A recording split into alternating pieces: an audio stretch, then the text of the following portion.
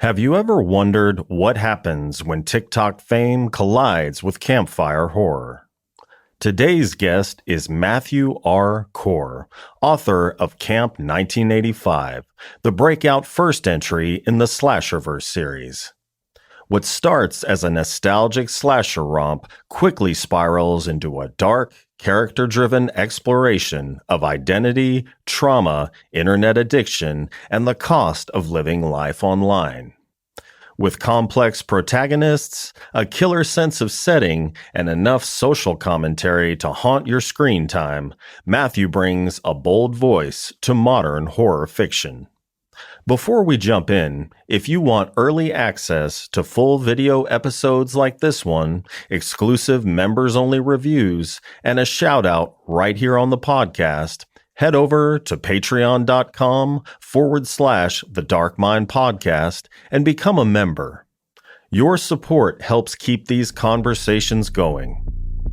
So without further ado, I give you Matthew R. Corr.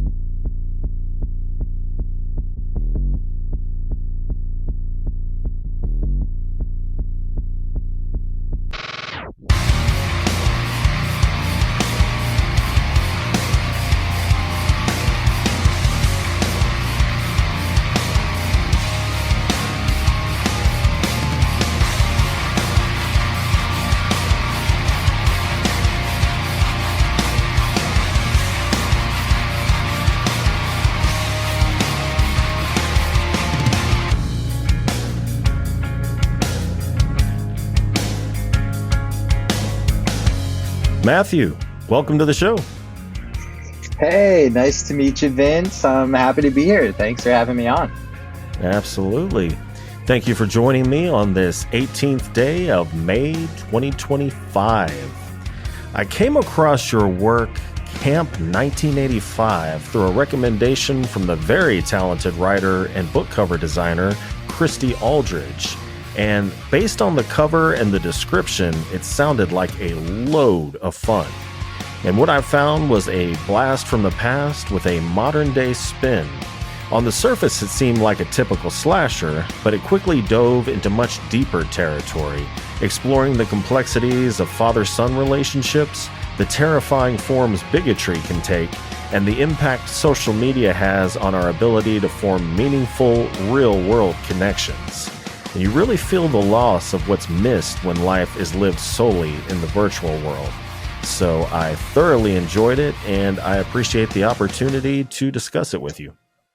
Oh, wow. Yeah, that was great. I'm glad you enjoyed it, and I'm excited to dive into it for sure. Hell yeah. Well, let's dive into it. So I'm going to give a little bit of a brief synopsis. The book is about a group of young people right on the verge of adulthood who are famous social media influencers of varying types. They're all basically tricked into going to camp for a week where they'll be forced to engage in human-to-human contact and interact with nature. The name of the camp is 1985, and I assume it's kind of a play on, well, we're going to go back to the basics, back before all of this tech was running our lives. So they're not happy about it, but decide to just roll with it since they don't have any choice. But when they sneak out of the dorm that they're staying in and explore an old abandoned church that's on the property, they discover that the camp has a dark past, and that is where the story really starts to build. So one of the early tensions is the clash between the virtual world and real human connection. What made you want to dive into that theme? Yeah, first off, I had always wanted to write a camp set story.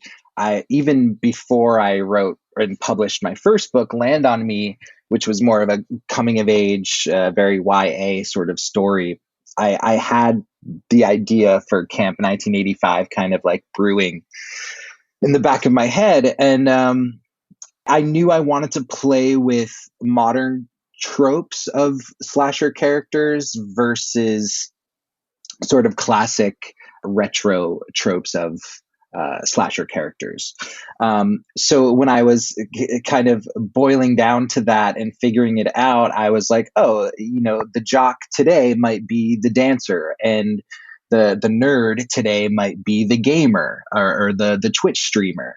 And then, the prom queen is now the beauty influencer who does makeup tutorials. And so I really wanted to play with that in this story. And that was kind of where my baseline was.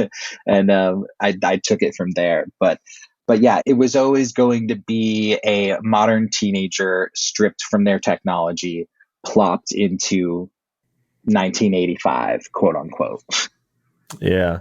Yeah, I didn't think about that kind of that connection between the prom queen and the makeup tutorial influencer. That's interesting. I didn't even pick up on that. Well, there is a clear contrast between the influencer world and the retro, almost analog environment of the camp. Is this story, in a sense, a love letter to a time before the internet, or a critique of the present?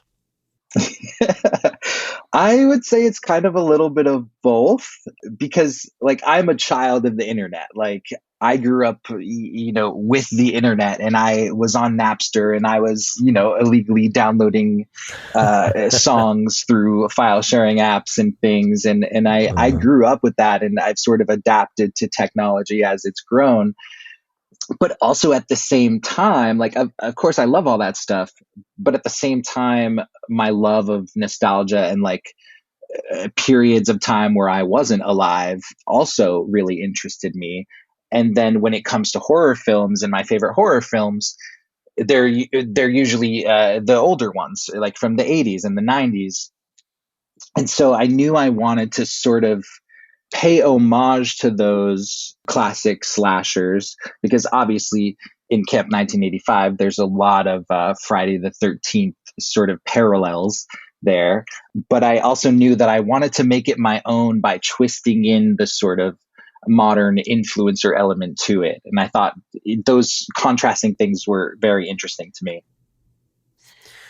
Well, speaking of the different influencer varieties, the protagonist Ander has a very visceral response to having his phone taken away. And I did kind of feel his pain, considering I think he did pay the bills, him and his aunt, from doing this. I was like, man, if I was his aunt, I think I would be a little hesitant to take him offline, keep him working. But, I understand the sentiment to all right, you're about to be an adult. You need to get a taste of what it's like to exist in the real world. Otherwise, things are not going to go well. So in the realm of addiction, funny as it may sound, there are people who are severely addicted to the dopamine hits triggered by social media, to the point where they experience detox symptoms like depression, erectile dysfunction, and extreme fatigue. So I was wondering if you or anyone you know has dealt with something like this, or if you did any research into that type of addiction while writing this book. Yeah. I didn't really go full sort of headfirst into addiction, because I think at a baseline, all of us are a little bit addicted to our phones, at least, and social media, and especially, the younger generation, of course. And like you said earlier about Ander, this is how people are making money sometimes. In a lot of these cases of these characters as well, this is how they make their living.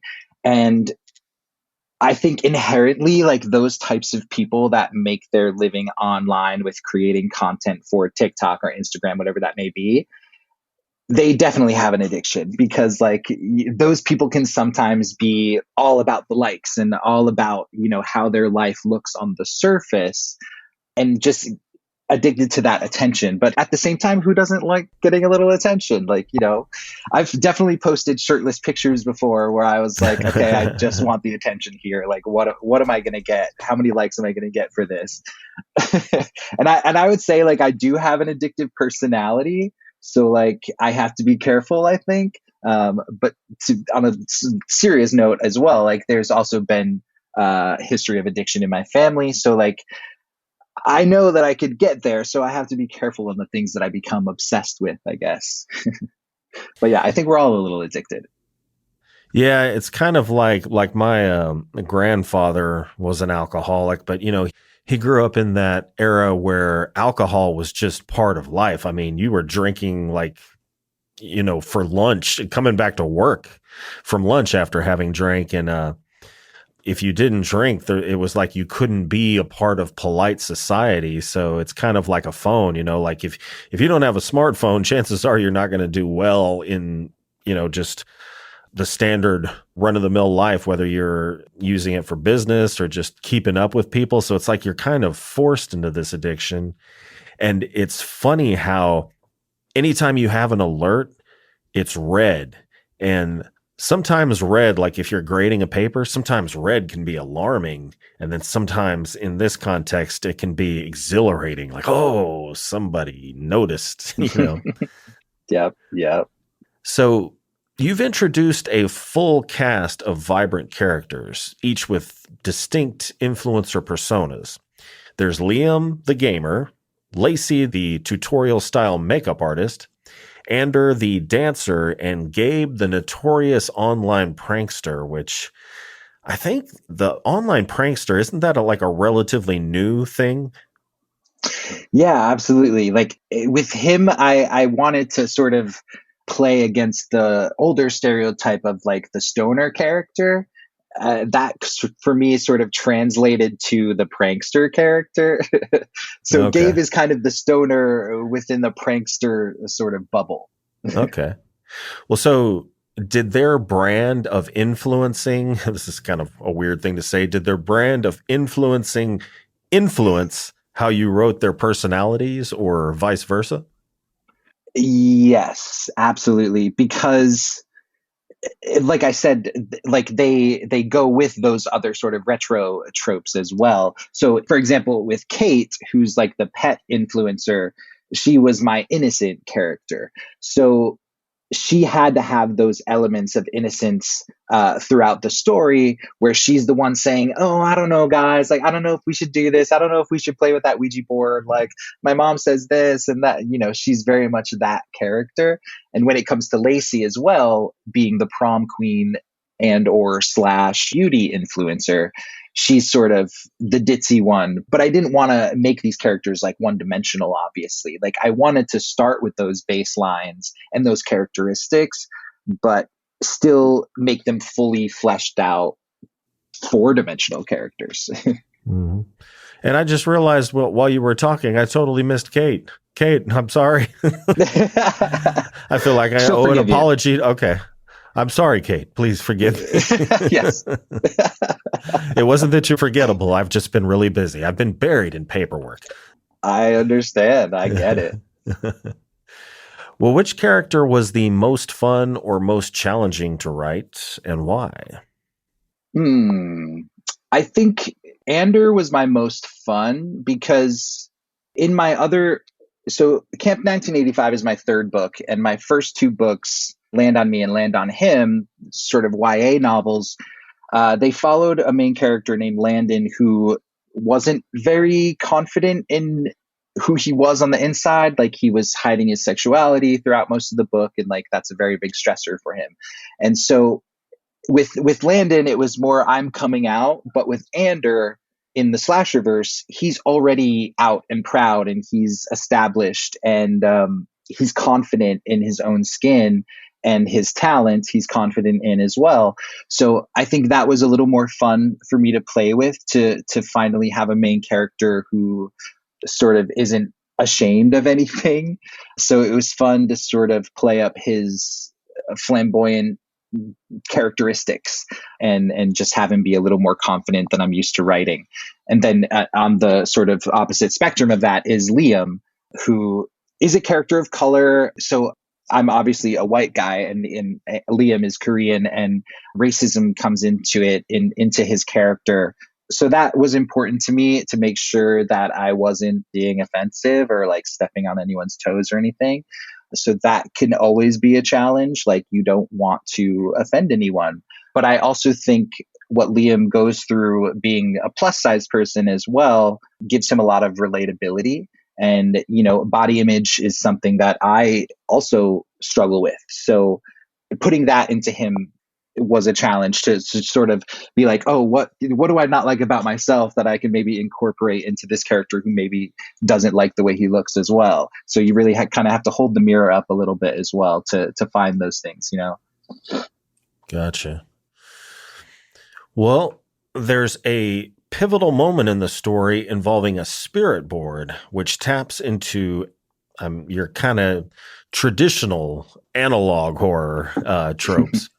So was that meant as a commentary on how modern teens experience fear differently, or simply a fun homage? I know there's a very significant to the story arc that happens, but as far as the method you chose to employ it. Yeah, I always thought a Ouija board or a spirit board was going to be the catalyst to everything that happened, especially when I was plotting the Slasherverse out as a series, because originally it wasn't. It was just a standalone story. But as I started to expand it, I'm like, oh, I can do so much with this than I originally thought. So yeah, and I think with the Ouija board and a bunch of modern teenagers kind of interacting with it, they're not as afraid of it as maybe like my parents' generation would have been. Like people who grew up in the 80s, like, their parents are warning them, like, never play with the Ouija board. Like, that's the devil's plaything and blah, blah, blah. And, my mom as well has said that to me. Like when I was younger, she's like, don't ever touch Ouija boards. Like they're too dangerous, but I don't think modern teenagers would have that same connection to a Ouija board. So that was a lot of fun to play with as well, because Kate was, of course, the innocent one who was like, oh, no, my mom told me not to play with those. And then Gabe is the instigator who is like, what are you talking about? Like, it's a piece of wood. Like, ghosts, spirits don't exist. So that was really fun. That was a fun conflict to write. But yeah, with showing fear differently and them being influencers as well, you don't see fear from them ever, because online they want to post all the perfect stuff about their life, and that's usually how it goes. So was your mom religious at all? She is and isn't. Like, it's hard to explain. Like, I didn't go to, yeah, exactly. It's complicated. Like, she is a believer, yes, but like, she's not a knock on your door, let me tell you about this book type of religious person. She doesn't go to church. Like, we're not a church family, but she definitely believes, and she doesn't want to fuck with the wrong side. Yeah. You mentioned the generations relationship to it. Like, do you think enough generations have passed where the lore of the Ouija board is uncommon enough that, a lot of people wouldn't know what you were talking about? Yeah, I wondered about that too, because I was like, if I do include a Ouija board, if I do have sort of newer readers or of this generation coming up, like, will they understand? And I think, the Ouija board is in the zeitgeist of the world. And I think people always understand what it is, but they may not necessarily have experience with it that has put that fear of it into them. Like, especially the newer generation. But it just dawned on me. My wife watches a lot of television, like streaming series on Netflix and Hulu.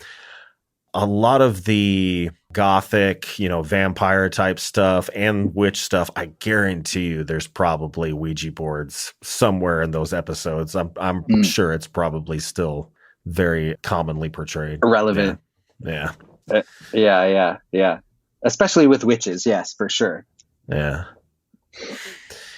Well, Ander, Liam, Gabe, Lacey, and Kate, and the others all bring something unique to the table. Do you have a favorite dynamic among the group? And I'm leaving out Betsy, but she's not really part of the friend group. She's one of the employees. Right. Yeah, I sometimes rope Betsy in with them too, because, yeah, she is kind of like their wrangler for the week. But yeah, the dynamic between Ander and Liam, I really love, especially in the first book. You sort of see the little sparks that are igniting between them. And like, I love Heartstopper. Like, I love that kind of story. So I always feel like I have to incorporate a little bit of that into anything that I write. And I knew that I wanted an overarching sort of relationship between Ander and Liam throughout the entire series, and be able to watch them grow. So that was really important to me. I loved writing them, and really starting the sort of planting the seeds of their relationship in the future of what's to come. And then just Gabe is, everyone hates Gabe, like loves to hate Gabe because of the shitty things that come out of his mouth. So that was always fun to write. Like, who doesn't love writing a villain? Or, he's not obviously a terrible, terrible, terrible evil person. He's just a dick sort of teenager who plays pranks on people for a living. Like, he's just a little shit kid, and and people love that and hate it at the same time. So yeah, him fighting with Ander or him fighting with Betsy was always a really fun conflict for me. Well, speaking of Gabe, his character straddles humor and cruelty, like just right on the Right. razor's edge. He's chaotic, but compelling. So how do you write a character who's morally questionable, but still likable? That's really tough, because I guess you want people to relate to your characters, and like your characters, or you want people to love to hate your characters. And so I think if you just make your bad guy or your villain like fully 100%, I mean, I guess there are times in other genres maybe where that can work, but I think in a story with a bunch of teenagers, I don't think one could be inherently evil, like, evil. He is still a teenager, and he's still young, and he's learning how the world works. He's just maybe going down a different path than everybody else. But I don't know. I wanted to show that, especially during a pivotal moment in the cabin when the killer breaks in, like, I wanted to show that Gabe does have a heart underneath all of the shit things that he says to people, that he actually does care. And I hope that comes out at that moment. And I think that's when people really are like, oh, maybe Gabe isn't such a bad guy. And I don't know. I think if you just want people to connect, you have to have a character like that. Yeah. Well, doxing, anxiety, identity, online perception. There is a lot packed into the dinner table conversations.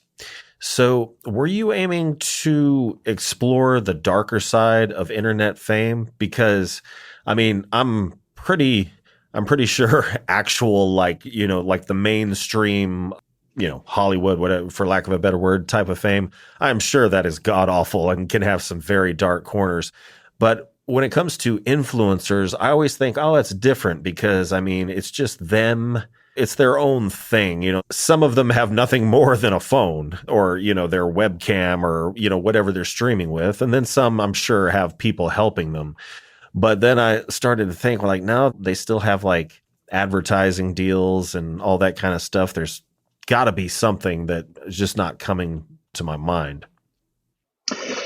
Yeah, I definitely wanted to explore that, because I see stories like that all the time. If someone who's an influencer has a decent following, I feel like, there's always one creep in the crowd somewhere. There's always like one person that's a little sketchy.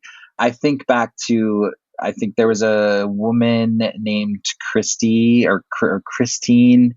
She was like a YouTuber, and this was like maybe 10 years ago. And she was just at a meet and greet, and a fan just walked up to her at the meet and greet and shot her in the head, and that killed her. And that was Jesus. it. Like, yeah, it's awful. And I see stories of people who do like live streams where, they get swatted, where someone calls the SWAT team on them, saying that, they have a bomb or they're a terrorist or something, and the SWAT team shows up, and people have actually been killed that way as well from the police. And so there's definitely so many dangerous elements of being online, chronically online, as they say, or, being an influencer, showing your entire life, because the risk that comes with that is, so with so many people watching you, someone might become obsessed. Like, you never know. And hopefully that doesn't happen to the majority of people, but history has shown, all the way back to John Lennon or even Reagan. There are crazies out there. Yeah. Man, it just seems like there's got to be something they can do about swatting, Yeah, it's awful. I mean, I know the police have to do their job. There could actually be somebody being held hostage, being harmed, but the knowledge that this happens. It happens too often. Yeah. Anyway, well, there is a point in the story where the group plays the classic party game, Two Truths and a Lie, which reveals deep emotional truths and even some trauma. How do you decide when to break the comedic rhythm with real emotional beats?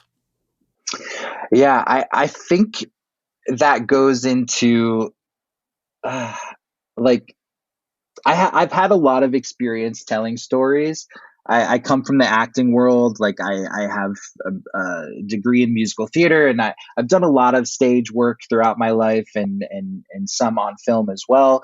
But I'm also a huge fan of film, and like I've seen almost probably 3,000 films in my life.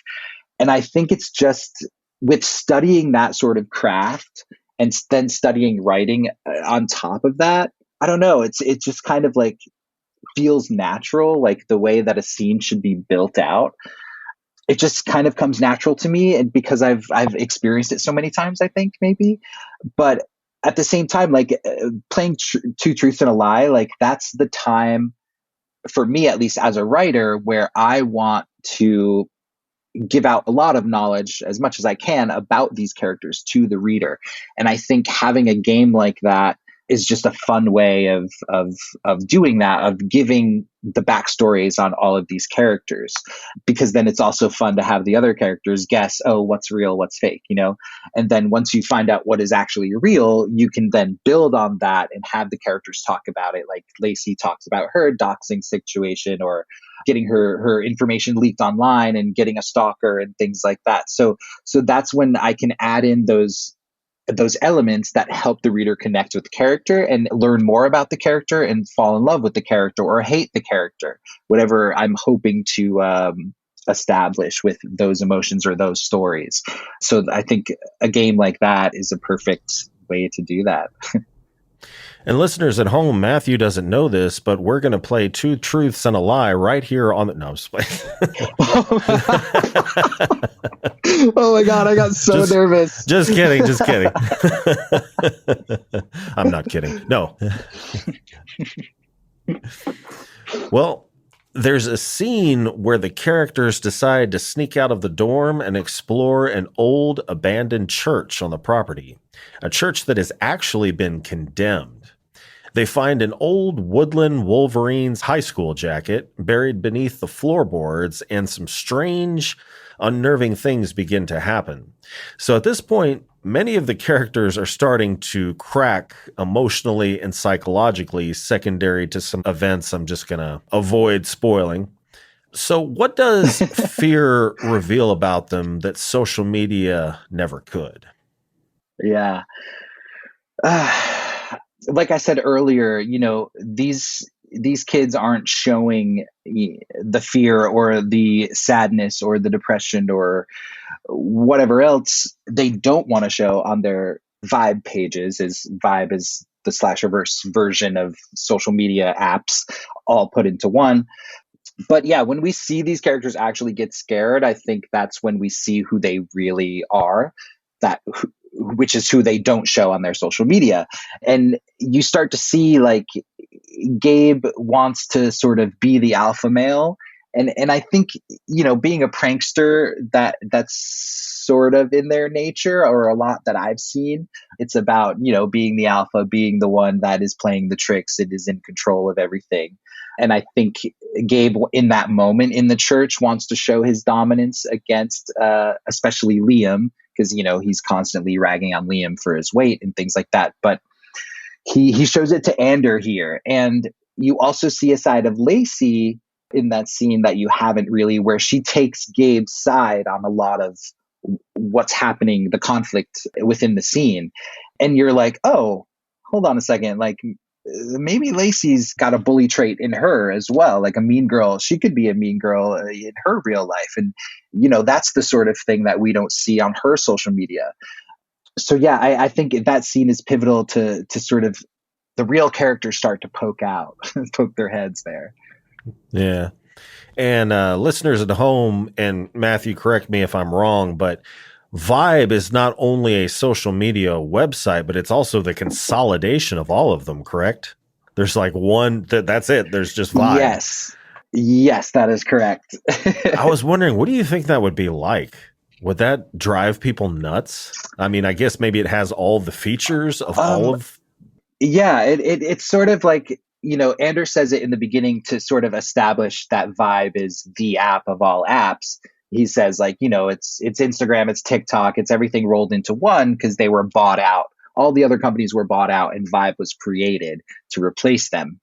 And there's even like a version of Netflix, which is Vibeflix. So it really does have everything that you need. And I that was kind of my play on, like, people talk about it all the time of these big corporations like Disney or Amazon or Apple, like being the only companies that exist. Like eventually, Disney, it feels like it's already happening where they're kind of collecting other companies to sort of absorb. And maybe one day everything will just be Disney. So that was the kind of concept that I was rolling on that front. Gotcha. Well, one of the most emotionally revealing conversations between Ander and Liam is when Ander opens up about his OCD tendencies, while Liam shares how online ridicule led him to start wearing a mask. And I didn't establish that, listeners at home. Liam is a gamer, but he wears a mask. He does not show his face on the gaming streams. So the mental health thread is especially strong here. OCD, trauma, grief, and the effects of bullying are all woven into the subtext. So were those themes always part of your plan for the book, or did they emerge more organically as you got deeper into the characters? Yeah, some of them were sort of pre-planned, I guess you could say. Ander more so with the relationship with his dad, because both my main characters with Ander in this series and Landon in my other series, they have interesting, complex relationships with their parents. And in Anders' case, his mom has passed away during childbirth. That's not a spoiler. It's very early on in the book. And something also happens to his dad, who is a telemedium, a la like the Long Island Medium or crossing over with John Edwards, like that type of guy. So weaving in the mental health stuff, I think that just came as I was writing the characters, like as a little deeper, like delving into them a little deeper. And that scene with Ander and Liam on the dock, they're on the lake, and they're just having a conversation, and they're learning more about each other. That was the point where I wanted to bring those little things out, because these two are really making a connection. And I was actually diagnosed with OCD last year, and I had no idea. So that kind of played into adding it to Ander as well, because like I said before, I feel like every one of my characters that I write, there's a little piece of me or a trait from me within them.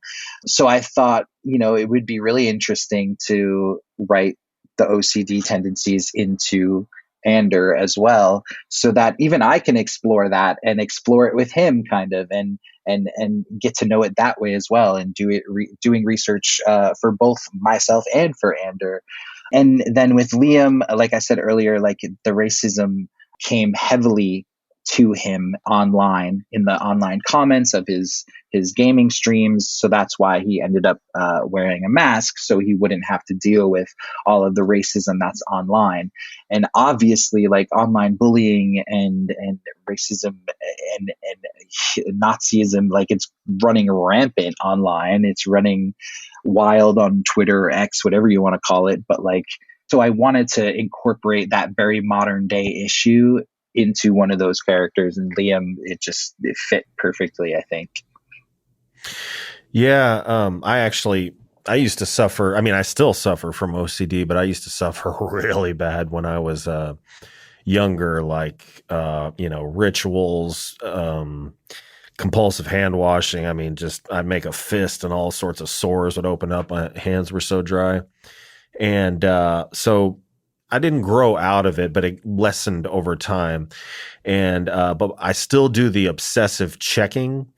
And it didn't dawn on me until I read the passage where Ander is explaining to Liam how he washes his hands anytime he comes in contact with, I forget how he worded it exactly, but something's sticky, something, like, and I've noticed with my computer equipment, if I open a Dr. Pepper and the spray just has the slightest little bit of stickiness, I wash my hands like nothing else. It's just my like computer equipment. The OCD really flares up. So Yeah, I totally get it. Like right now, like my knuckles are dry as hell right now. Like, yeah, I get it. I get the struggle. well, and I mean, what's the solution? To put oily stuff on your hands? You don't want that, right? So, right. Exactly. yeah. It's a struggle. It's a struggle. So lose. But no, a lot. Yeah. So I have my hand washing thing like isn't terrible, but like I do feel the constant need for my hands to be clean. And that's why I do have the really dry, like cracked knuckles.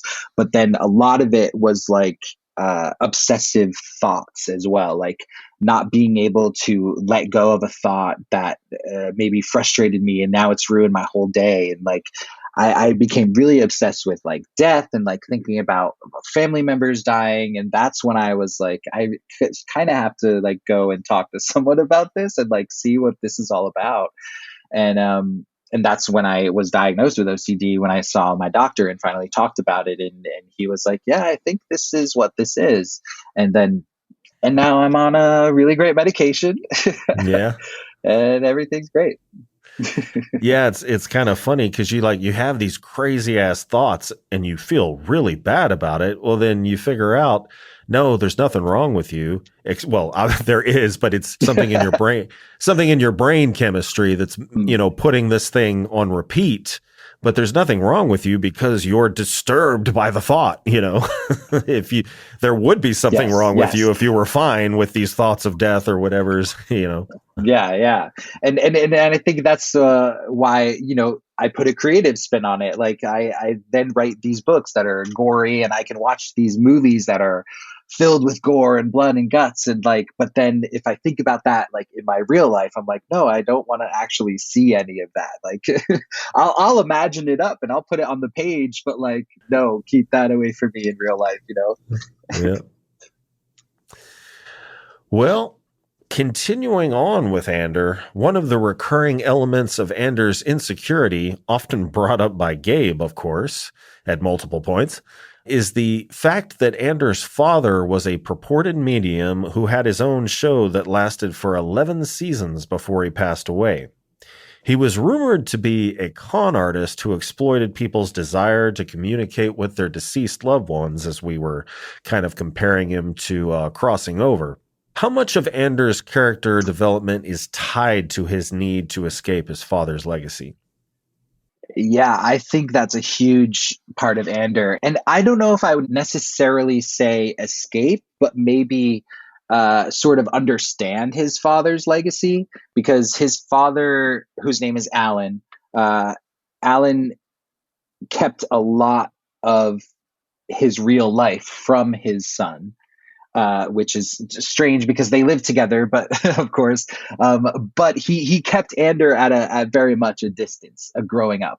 So Ander is sort of left in the dark, I guess you could say. So not only is he trying to prove that, maybe not prove or sort of defend that his father was a real medium, he's also trying to figure it out himself, because I don't think he realizes or fully is 100% committed to saying, yes, my dad was a real medium, until obvious things start to happen in the book that I won't spoil. But I think he's really chasing his father's legacy and trying to understand it more. And I think that's a really compelling story arc as a writer, for me at least, figuring that out along the way and planning all of that out and figuring out little bits of information for each book that Ander can figure out about his dad or about his lineage, about mediums and if they're real, if they're not. So I love playing with that story arc. Well, dear listener, that is where the interrogation is going to stop. At least the interrogation about the book, Camp 1985. So, if you want to find out what happens next, you will have to buy Camp 1985, read it, and leave a review. And I wanted, oh yeah, right there. Now, I wanted to ask you about the sequel to this story, which is out now, entitled Blood in the Water. And this is book 2 of the Slasherverse? Yes, that is book 2, yeah. Okay. Can you tell us a little bit about that? Yeah, I also have that here as well. Of course, the cover, again, done by Christy Aldridge. She's Shout out to Christy. But yeah, with the sequel, I really wanted to separate from the first book, but obviously it's a continuous story, so not too much. But I mean that in the way of like the setting and the theme of the story. With Blood in the Water, a lot of it is very sci-fi. There's a lot of sci-fi elements, which I was not used to writing to. I've never written any sci-fi ever. So a lot of research went into this second book, actually. So I wanted there to be a lot of technological elements because we didn't get that in the first book, because the first book is obviously set in a camp that's made to feel like the 80s. So there was not a lot of high-tech stuff. Where the second book kind of brings us into the modern day world, and even beyond our modern day world, because I sort of created a new technology, I guess you could say, that doesn't really exist, and I don't think maybe could exist in real life. But that was the goal for me, is to sort of play with that juxtaposition between the two. And yeah, I had a lot of fun with it. It was really challenging. Like I said, had to do a lot of research, especially into aquatic stuff, like aquatic animals, because there's some like DNA stitching going on in the book. There's a little Jurassic Park going on with the fish in the book. Is Samuel L. Jackson in there saying, "A fucking shark ate me"? You know what? I was inspired by so many of those, especially Deep Blue Sea. Like that scene is so iconic. And like, I remember seeing that when I was younger. Like, I was at my dad's house. Maybe he had rented the DVD or whatever. And I was so shocked by that moment. And it's such a great moment. So I'm also inspired to like throw those kind of moments into the books as well, because like those are so fun to experience. But yeah, definitely watched a lot of underwater movies before writing this one. Well, I kind of like you've got 2 books, and I believe I have them in the correct order, and they kind of have a cool title succession. You've got Land on Me and Land on Him. So, and I don't think these are horror. Is that correct? Yeah, no, these ones are kind of the opposite, because Land on Me is very much a Love, Simon meets 13 Reasons Why, I guess you could say. Like, it's set in high school. It's about a character who's figuring himself out, coming of age, figuring out where his sexuality fits on the spectrum. And then in the sequel, Land on Him, he goes off to college in New York City at NYU, whereas the first book took place in Texas. So yeah, it's just kind of following his journey and of growing up and coming of age in New York City, and kind of get with my own little experiences sprinkled in as well. Because I was a kid who came from a small town and moved to New York City for college and never left. So they say, write what you know. Of course, I dramatized and traumatized a lot more in the books than in real life. But yeah, it was always fun. All right. Well, then you have another one, and I think this might be a short story, Just for the Weekend. Yeah. That one actually started out as a screenplay because I had a friend who was doing this competition or looking for short screenplays for short films that take place in the woods or take place in a cabin. Like that was sort of like the theme or the sort of prompt that she put out to people looking for scripts. And I was like, I've never written a screenplay before. I think it'll be really fun. I kind of have this idea that I could play with. And I was like writing it on the subway on my computer, and I think I finished it in like a day or two, because it was short. It didn't have to be that long. And then when it didn't end up getting chosen to go to production, I was like, well, maybe I can still do something with this because I like the story. And I was like, okay, I'll sort of do the novelization of the screenplay. So that's what I did, and I sort of expanded on the idea a little bit. And of course, all of my stories have queer characters. I'm a gay man, so all of my main characters are also gay, as well as the other side characters and things. They're straight, they're bisexual, they're everything. So yeah, this short story follows a gay couple that's kind of getting away from the city, going in, wanting a little weekend getaway, and they go to a cabin that was built on a not so safe ground, I guess you could say, a la Poltergeist or whatever you want to call it. But yeah, there's some sketchy stuff that happens at the cabin, and one of the characters thinks he may be seeing them, and his boyfriend is not seeing them. So it's a little paranormal, a fun little read. Cool. Well, what does your writing routine look like? Are you a morning writer, a night owl, psychedelic mushrooms? No, I'm definitely not a morning person at all. So yeah, I definitely tend to write sort of later in the day or at night, or if I'm on the subway, like especially if I'm writing like fully into a book, like I'm trying to finish a book, it's at least every day, at least an hour at the very minimum to try to get it done. So I don't know. Yeah, my writing schedule kind of varies. It's how I'm feeling on the day, I guess. It's definitely, I can definitely say it's never in the morning. We've established you're not a morning person. Yeah, not at all. Well, are you a outliner or a pantser? I started as a pantser for my first book, and I was like, so much stuff I'd written had already happened, and I was like forgetting things that the character had already been through. So I was like, I need to write all this down so I can just keep track of it. And like to the point where I was writing like a document of what the character was doing like every single day. And maybe that the OCD kind of leads into that, but I was like, no, I need to start outlining things to keep it cohesive and complete in my brain to be able to fully write it out. So when I do plot, and when I was plotting out the entire Slasherverse series, which is going to be 7 books by the end of it all, I had to do a lot of plotting.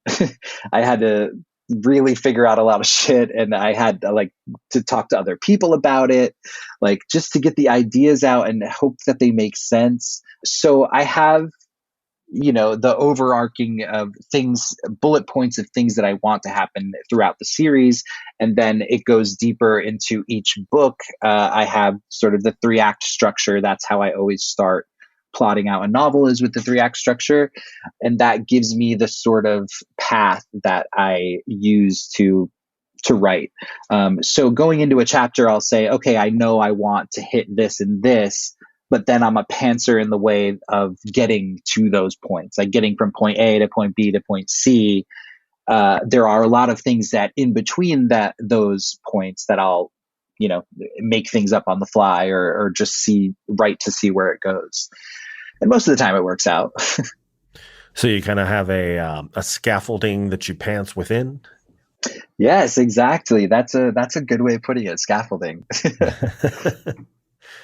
Well, how do you handle creative blocks? Or do you have them? I definitely have them. Like there are days that I'll sit down at the computer because I know that I need to at least force myself to sit down and look at a page and think about it. And some days I'm like, nothing's coming to me. I just really don't know what to do. And, recently I saw someone post, like, it was another author post about that kind of feeling. And they were like, when that happens to me and I sit at the computer and I don't type a word, I just shut my computer and I'm like, you know what? I have to embrace that maybe today is not the day, and that's okay.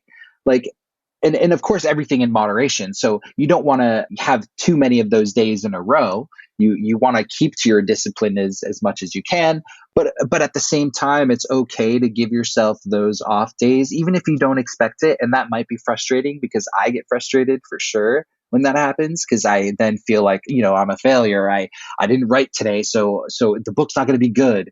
Like, that's just your inner saboteur, as RuPaul says, just knocking around in your brain and telling you those things, where in reality it's okay to take a day off, and to, if you're not feeling it, then you're not feeling it, and let's go back to it the next day.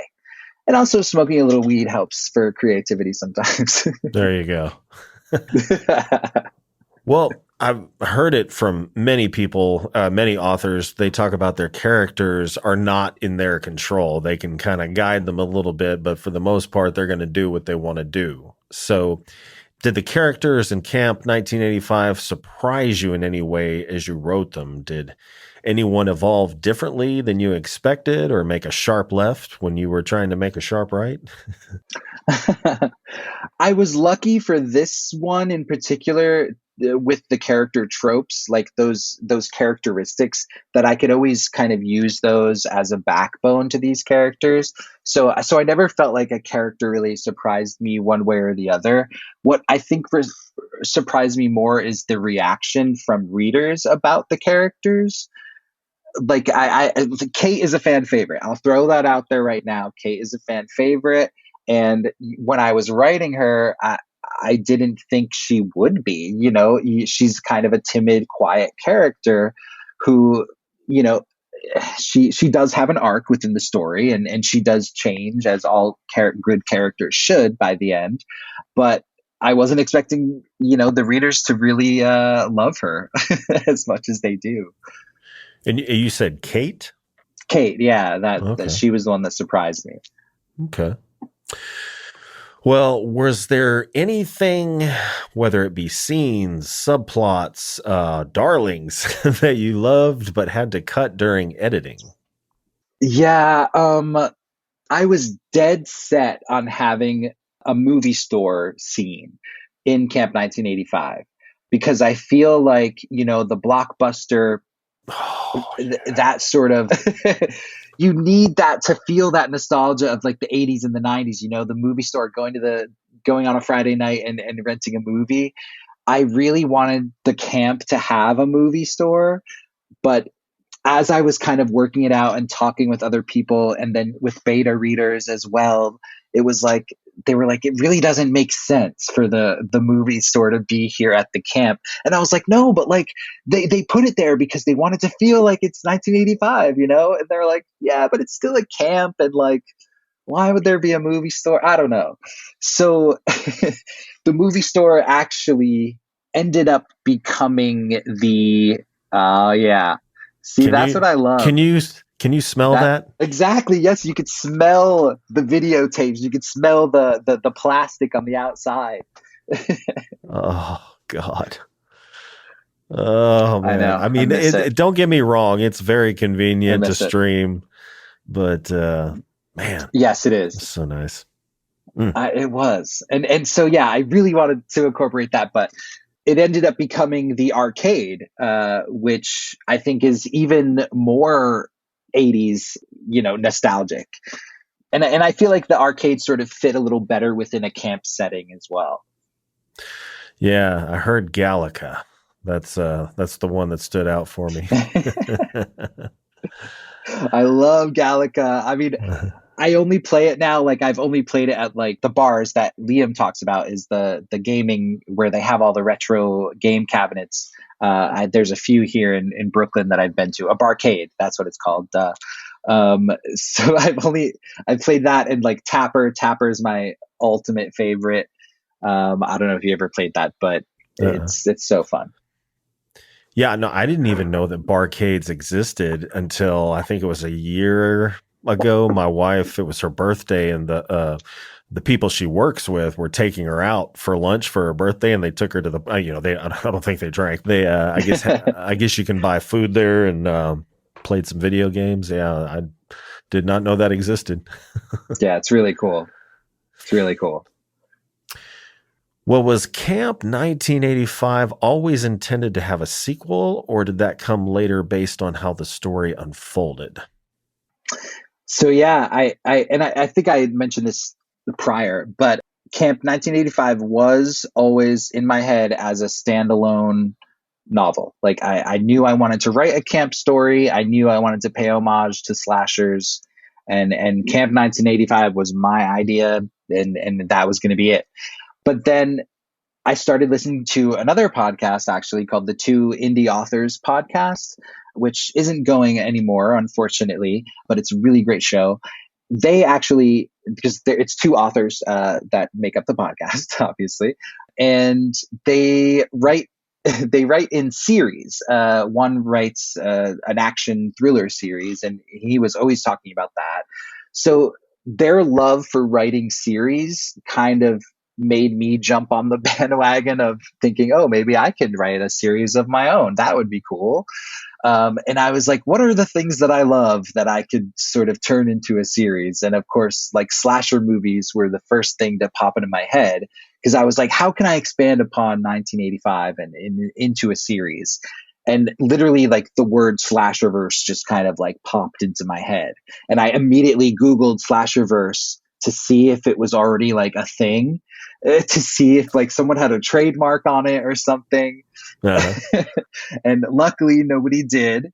Luckily, there was nothing out there like what I wanted to do that had the Slasherverse title. So I was like, okay, I think this is something cool that I could think up to make this Slasherverse a whole series, and I think that would be really fun.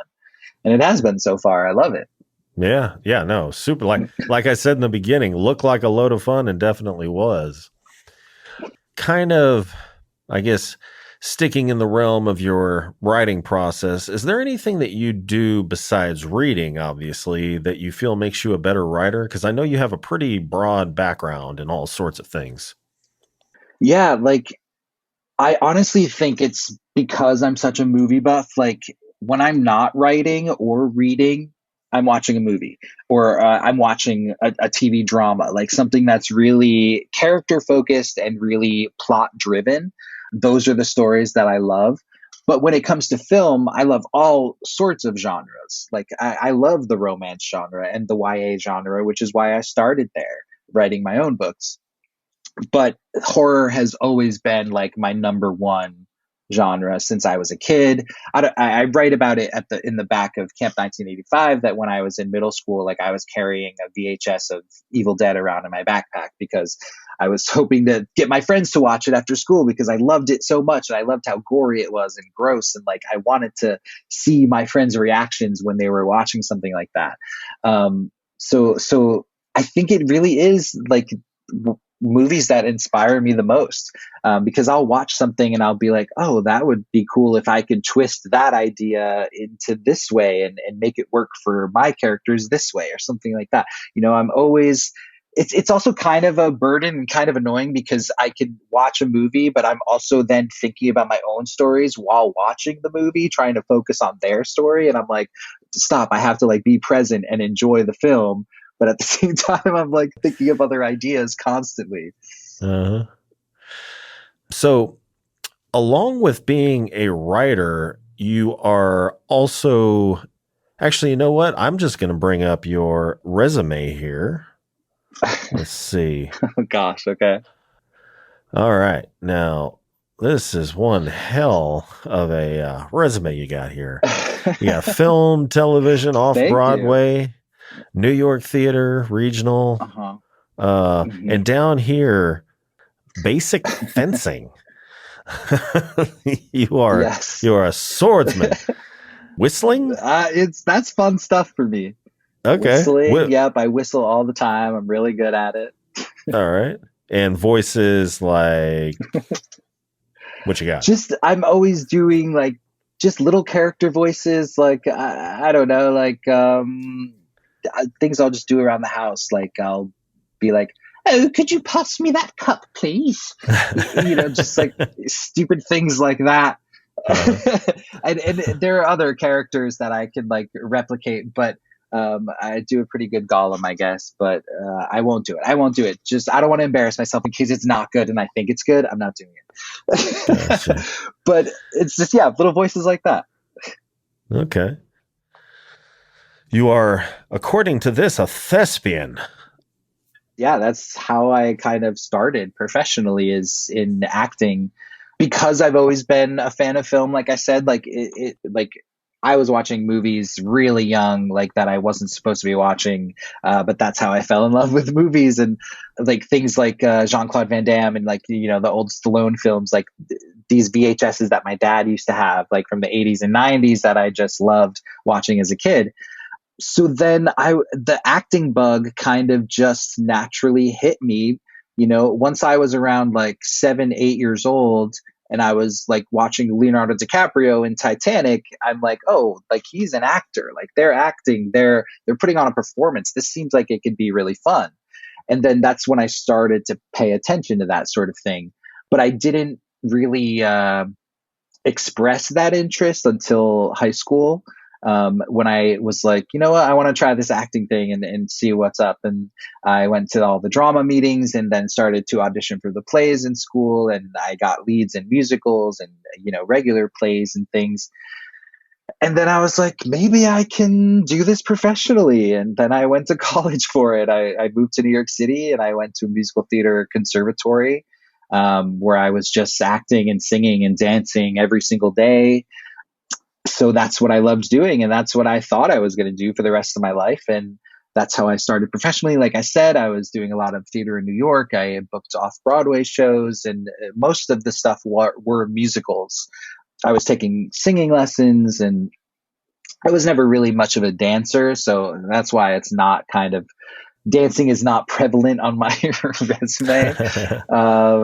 But yeah, I all the way up to 2021, that's how I was making a lot of my money, was doing acting work. And then I had my eye situation happened, which I had to get eye surgery because my retina was detaching.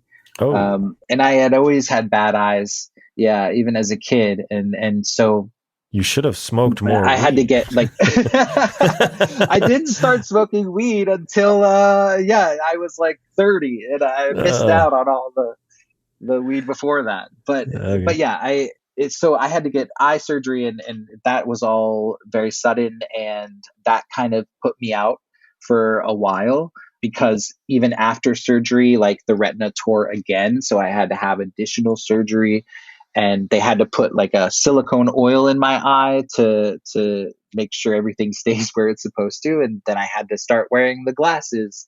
So I don't know, like I've always been a writer on the side. And so after the eye surgeries, when I was like, it's not really a safe place for me to be on a dark stage right now when I can't see that well. So that's when I started to put sort of like my full focus into writing, and being like, maybe I can write a book. And then I wrote a book, and I published it. And then I was like, oh, maybe I could just keep doing this. And it's really fun and I enjoy it. And I didn't think that was going to be my life. Like I really thought it was going to be performing forever, but I was always a writer in the background. Like I said, I was doing it since like middle school, writing little stories and loving that. So it took the spotlight, really. And it just dawned on me, my "you should have smoked more weed" joke didn't make any sense, because that's for glaucoma. Detached retina. Did you suffer some sort of trauma, or was it spontaneous? No, so it was sort of spontaneous. It first happened when I was 13. I didn't know if I wanted to spew all of this because I don't want to be lengthy, but it first happened when I was 13. I lost vision in my left eye when I was 13. And then after that, though, I had vision in my right eye and everything was great. And I lived my life. Literally 20 years later, my one good eye that was working, the retina just decided to detach again. And the doctors say that it's because my eyes are so elongated because I'm nearsighted. I've always been nearsighted even when I was a kid. My eyes had become so elongated that it pushed on the retina and it tore it. It wasn't painful or anything, but you start seeing like little black spots in your vision, and that's when I, decided to get checked out. But yeah, it's a long history of eye problems for me in my Yeah. life. But I'm good now. I can see you. I can see the world. So it's great. Well, you can write. That's pretty impressive. Yeah. Can write too. Can read. Uh-huh. Well, what is the life of Matthew Corr like outside of writing? A lot of Broadway shows. I'm lucky to live in New York City. This is my favorite city in the world. So I romanticize this city a lot. I love it to death. So I'm kind of out with friends a lot, going to the movies, obviously. Like, movies are my life, I think, first and foremost. So I'm seeing a lot of movies, even at home. Like, when I'm home, I'm watching a lot of movies. When I'm out, I'm watching movies. But yeah, a lot of Broadway. I love going to Broadway shows, obviously. Like, being in New York, you get a lot of it. It's not cheap, obviously, so it's few and far between these days. But I love seeing everything that I can, and just being inspired. Like, this city inspires me. Just walking down the street can inspire me because there's so much going on, That's why I love it. Gotcha. Well, Matthew, it has been a pleasure talking with you.